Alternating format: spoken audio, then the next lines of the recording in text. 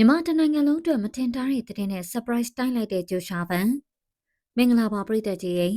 ဒီနေ့မှာတော့မြန်မာပရိသတ်တွေအားလုံးအိမ်မက်မက်နေကြတဲ့တနိုင်ငံလုံးကမျှော်လင့်နေကြတဲ့သတင်းကောင်းတစ်ခုထွက်လာခဲ့ပါတယ်အဲ့ဒါကတော့ကျမတို့ရဲ့မြန်မာကုံဆောင် UFC ချန်ပီယံဂျိုရှာဗန်တယောက်အာရှတိုက်ကိုပြန်လာတော့မယ်ဆိုတဲ့သတင်းပါပဲအခုလုံးလုံးစင်မှာဗန်ဟာအိန္ဒိချင်းထိုင်းနိုင်ငံနဲ့မလေးရှားနိုင်ငံတွေကိုလာဖို့အတည်ပြုထားပါပြီဒါပေမဲ့ပရိသတ်တွေအထူးကစိတ်ဝင်စားနေတာကထိုင်းနဲ့မလေးရှားကိုရောက်လာပြီးရင်ဗန်တယောက်မြန်မာပြည်ထဲကိုရောတိုက်ရိုက်ခြေချလာတော့မှလားဆိုတဲ့သတင်းပဲဖြစ်ပါတယ်။ပထမဆုံးအနေနဲ့ဗန်ရဲ့တီးပြူပြီးသားခီးစဉ်တွေကိုကြည့်အောင်ပါ။ဗန်ဟာအေရီယာဟယ်ဝမ်နီရဲ့အင်တာဗျူးမှာသူနောက်တစ်ပတ်ထဲမှာနဲ့ထိုင်းနိုင်ငံကိုလာမယ်လို့ပြောထားပါတယ်။ရက်စွင်းရဆိုရင်မေလ18ရက်နေ့နောက်ပိုင်းမှာသူထိုင်းကိုရောက်နေမှာပါ။ထိုင်းမှာရှိရင်မြန်မာပြည်သက်တွေကတော့သူ့တွေ့ရဖို့အခွင့်အရေးအရင်ဆုံးရလာတော့မှာပါ။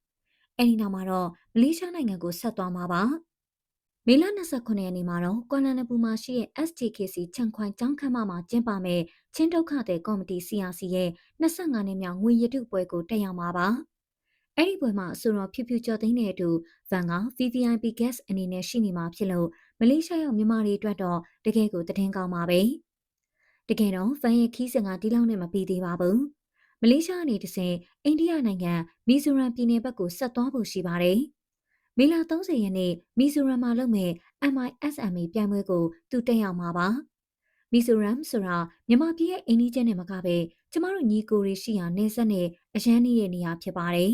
။ဗန်ဟာအမေရိကန်ကိုမိသားစုလိုက်ပြောင်းရွှေ့သွားခဲ့ပေမဲ့အခုလိုအာရှခီးစဉ်မှာသူ့ရဲ့တငယ်ချင်းမြန်မာတွေနဲ့အတူလာရောက်မှာဖြစ်ပါတယ်။ဒါမြန်မာပြည်ကိုပြန်လာဖို့ခြေလမ်းပြင်နေတာလားလို့ပြည်သက်တွေကထင်ကြေးပေးနေကြတာပါ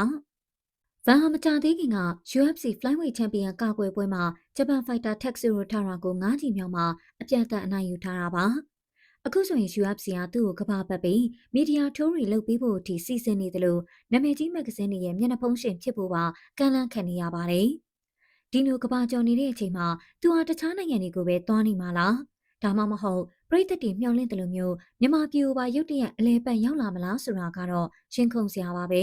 ။ဘန်းရော်လုံးလုံးစင်မှာချန်ပီယံခပတ်ကြီးရောယူမလာဖြစ်ဘူးလို့ပြောထားပေမဲ့သူကိုယ်တိုင်အာရှမြေကိုခြေချလာတာဟာမြန်မာပြည်သက်တွေအတွက်အကြီးမားဆုံးလက်ဆောင်ပါပဲ။ထိုင်းနဲ့မလေးရှားပြီးရင်ဗန်ရဲ့နောက်ထပ်ခြေလမ်းကပဲလေမြန်မာပြည်ကိုရောသူလှည့်လာမလားဆိုတာအားလုံးစောင့်ကြည့်အောင်ပါ။ဗန်ကိုပြင်မာတွေ့ကျင်တဲ့သူတွေရှိလားဆိုတာ comment မှာရေးခဲ့ကြပါအောင်ရှင်။ကြည့်ရှုပေးကြလို့အားလုံးကိုကျေးဇူးတင်ပါတယ်။